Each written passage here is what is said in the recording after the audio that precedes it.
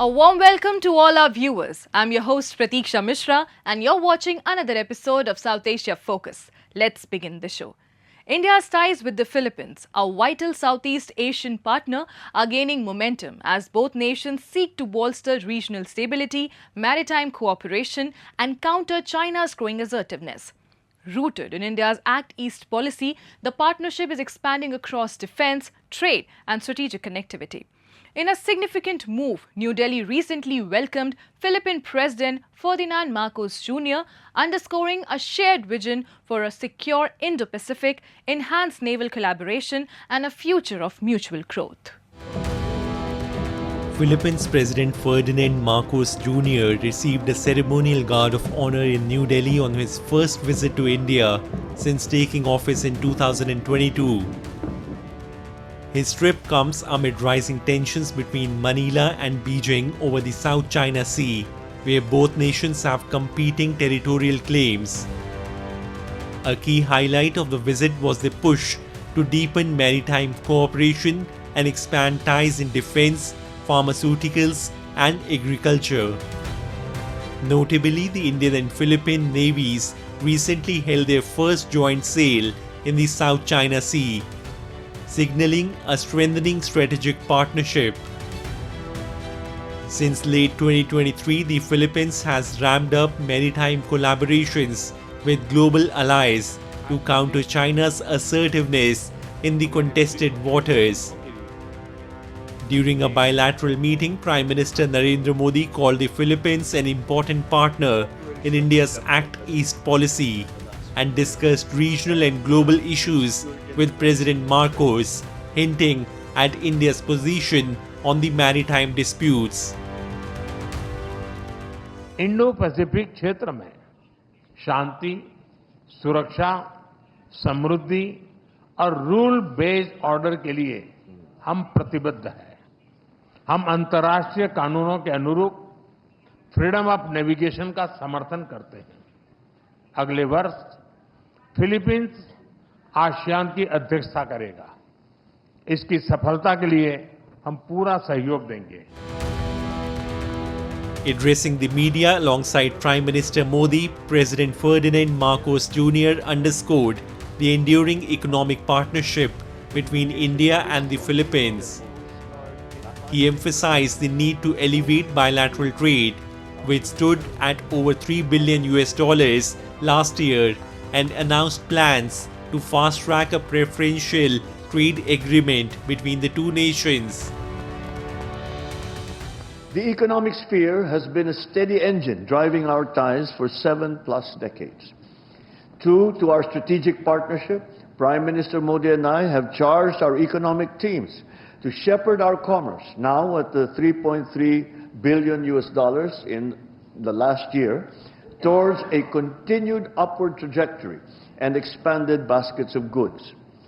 To this end, we have decided to expedite the work that we are doing to forge a bilateral preferential trade agreement.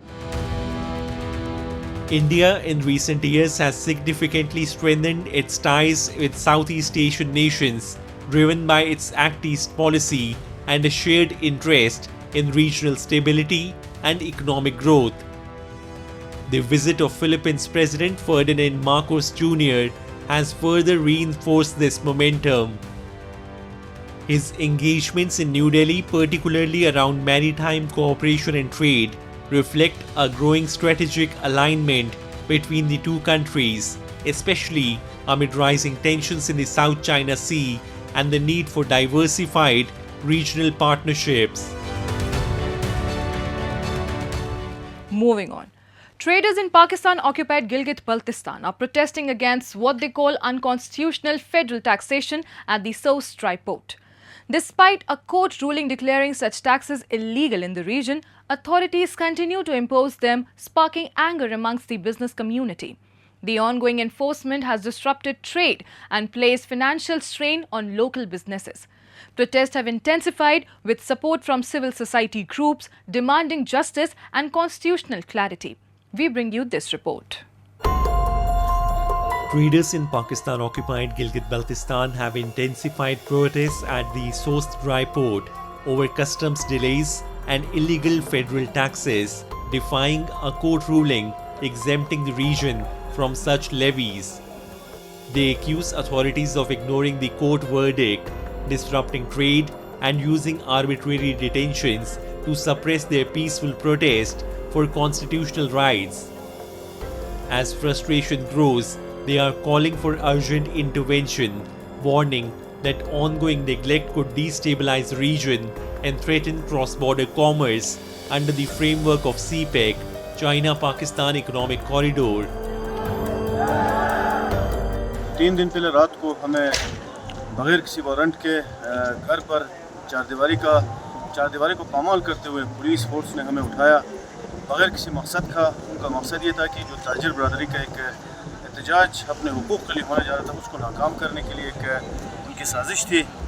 तो उसके बाद हमारी जो तहरीक है इसका मकसद ये है कि हमें जो हुकूक़ है कस्टम के अंदर, इनकम टैक्स, सेल्स टैक्स और दूसरे जो कस्टम ड्यूटी के अलावा जितने टैक्सेस हमारे ऊपर वो लागू नहीं होते हैं, चूँकि हम आईनी तौर पे पाकिस्तान के सूबे नहीं हैं।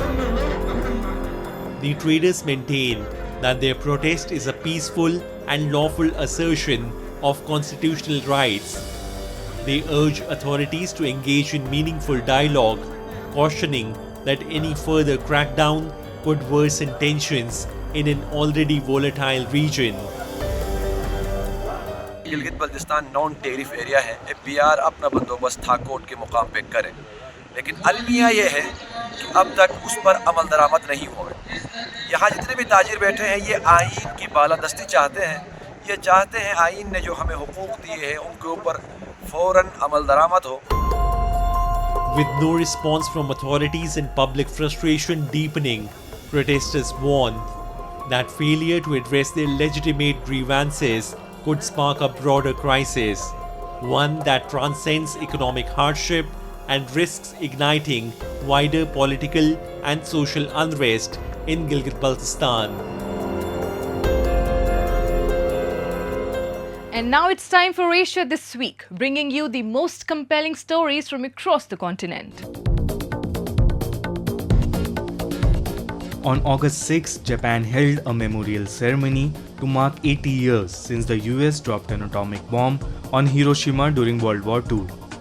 Around 55,000 people, including guests from 120 countries and regions, gathered for the event. At 8:15 am, the exact time the bomb was dropped, they observed a moment of silence to honor the victims. Japanese Prime Minister Shigeru Ishiba laid a wreath at the send-off and called on all nations to work towards nuclear disarmament. The uranium bomb killed about 78,000 people instantly, and by the end of 1945, around 140,000 had died due to the blast and radiation. A second atomic bomb was dropped on Nagasaki by the US on August 9. More and more Iraqis are using solar energy to deal with power shortages. Since the 2003 US-led invasion, Iraq has faced problems with its electricity supply due to poor investment and management. High electricity bill pushed people like Mosul farmer Abdullah Al-Ali to switch to solar panel. In 2 years, his bill dropped and his farm added more panels. In cities, people installed panels on flat rooftops to get the most energy, helping them avoid using expensive diesel generators. People like Hassan Tahir now rely on solar power. The government plans to use solar energy to reduce the gap between power supply and demand and to lower pollution. To help, the central bank offers low interest loan for buying solar panels. Ahead of the 60th UN Human Rights Council session, Tamil political parties and civil groups in Sri Lanka wrote to Human Rights Chief Volker Turk urging stronger action for justice. They said the UN failed to protect Tamils during the civil war and has done little since it ended in 2009. The letter, led by Tamil leader Gajen Ponnabalam, asked the UN to adopt a resolution recognizing that no real justice has been delivered in 16 years. They want a clear timeline for action, oppose giving the Sri Lankan government more time, and call for international oversight of mass graves and burial sites. The letter also raises concern about militarization, land grabs, and harsh law. to acknowledge this concern and promised action. Thousands of student activists marched through Dhaka to commemorate the first anniversary of the 2024 uprising that led to Prime Minister Sheikh Hasina's resignation after 15 years in power. What began as protest over job quota reforms evolved into a mass movement against government control, claiming over 1,000 lives. The movement spurred new political forces like the youth-backed National Citizen Party, marking a pivotal chapter in Bangladesh's democratic struggle. Take a look. As thousands took to the streets on August 5 to mark the first anniversary of the 2024 student protests, the mood in Dhaka was one of both reflection and rising uncertainty. While the events of last year are remembered for their intensity and youthful fervor, many now question whether Bangladesh is truly on a path towards progress or deeper instability. The 2024 protests, which began over the contentious government job quota system, rapidly spiraled into nationwide unrest. The movement, heavily driven by student groups and opposition-backed civil society figures, turned violent in several parts of the country. Official estimates confirmed over 1,000 deaths, many of them students, raising concerns about how the movement was being orchestrated and whether vested political interests had hijacked what began as a reform-focused demand. Official estimates confirmed over 1,000 deaths, many of them students, raising concerns about how the movement was being orchestrated and whether vested political interests had hijacked what began as a reform-focused demand.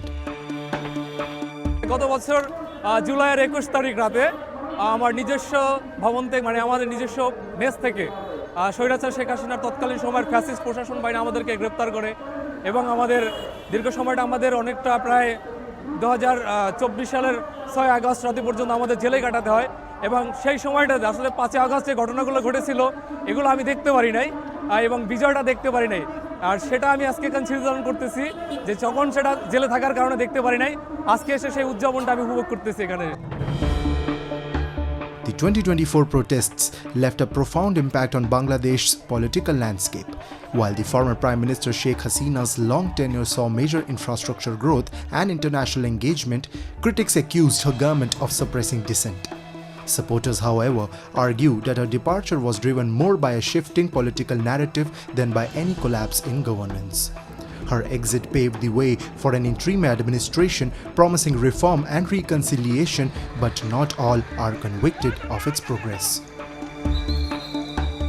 দ্বিমত ছিল, বিরোধী পক্ষ ছিল, তাদের দমন পীড়ন করা হতো। এর মধ্যে দেখতে পাচ্ছি যে বাংলাদেশের আপামর জনতা, আপনি দেখতে পাবেন যে এখানে হেফাজত, এখানে ছাত্র শিবির, এখানে বিপ্লবী ছাত্র পরিষদ তাদের কর্মসূচি পালন করতেছে। এই যে সকল মানুষ যে তার যে দীর্ঘদিন পর যে স্বাধীনভাবে তার মতো করে যে বিজয় দিবস পালন করতে পারতেছে, তাদের যে কোনো আচার অনুষ্ঠান পালন করতে পারতেছে, এটা দেখে খুবই ভালো লাগতেছে। The newly emerged National Citizen Party, hailed by some as a symbol of youth-led change, has so far struggled to present a cohesive national agenda. Despite its popularity among urban youth, its inexperience in governance has become increasingly evident. Supporters of Sheikh Hasina gathered separately across several districts, holding candlelight vigils and demanding her return. Many argue that her legacy, especially in lifting millions out of poverty, advancing women's rights, and boosting international ties, has been unfairly overshadowed by the political chaos of the past year. মানুষ যে স্বৈরাচারের বিপক্ষে একেবারে ঐক্যবদ্ধ হয়ে নেমেছিল সেটাই এই যে এই বছরের 5 আগস্টে আমাদের সবাইকে স্মরণ করিয়ে দিচ্ছে। আসলে মানুষ চায় যে এরকম স্বৈরাচার আর কখনোই যেন পরবর্তী যারা সরকারে আসবে, বর্তমানে যারা আছে তাদের কারোর মধ্যে যেন এই ধরনের স্বৈরাচারী মনোভাব বা প্রভাব না দেখা যায়। 1 year after the uprising, Bangladesh finds itself at a crossroads. The call for justice, equity, and democratic reform remain loud, but so do questions about leadership, direction, and national unity. As the country moves forward, the memory of both the upheaval and the legacy it replaced continues to shape public discourse.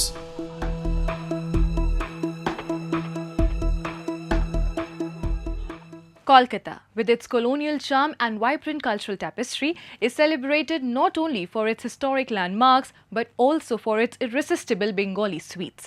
From the syrup-soaked Rasgulla to the delicate Sandesh and velvety Mishti Doi, these iconic confections embody the city's rich culinary heritage and continue to enchant dessert lovers worldwide. My colleague Harshit Bhatia recently journeyed through the city of joy, sampling its legendary sweets and exploring its beloved bakeries.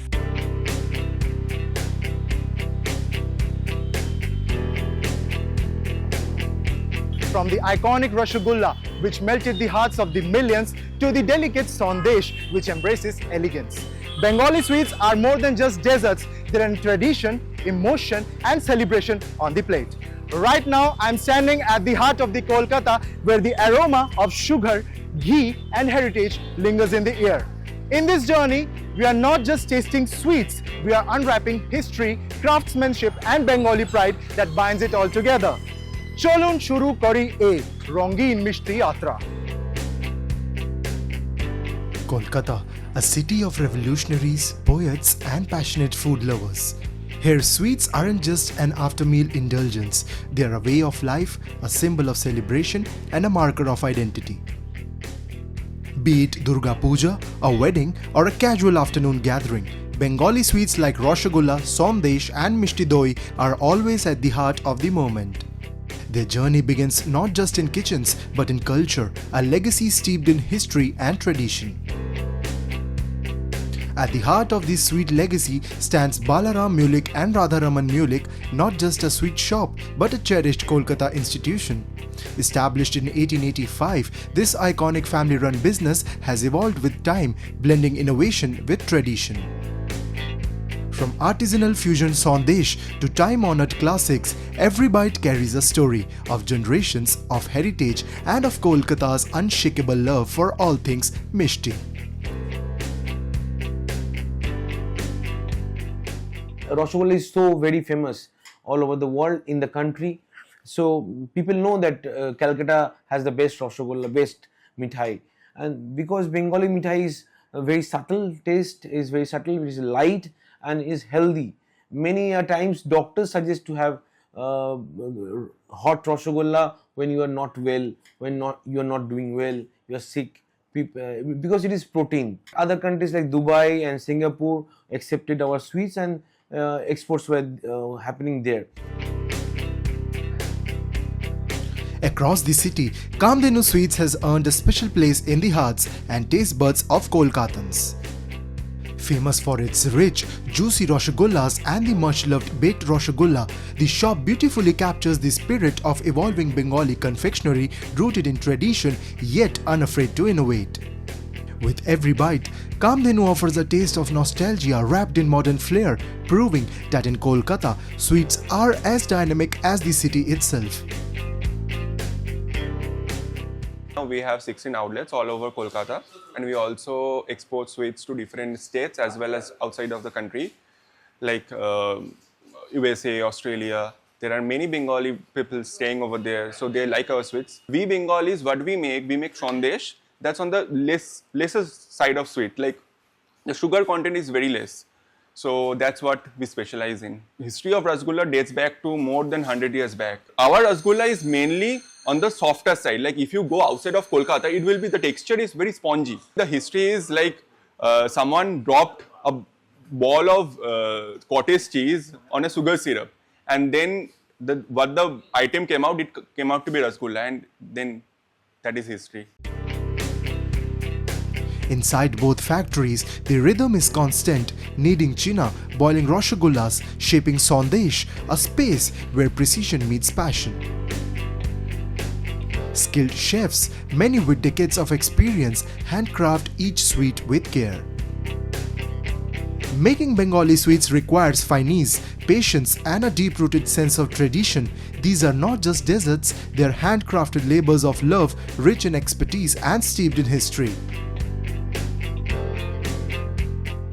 Bake রসগোল্লাটা কোনো জায়গায় এখনো পর্যন্ত তৈরি হয়নি।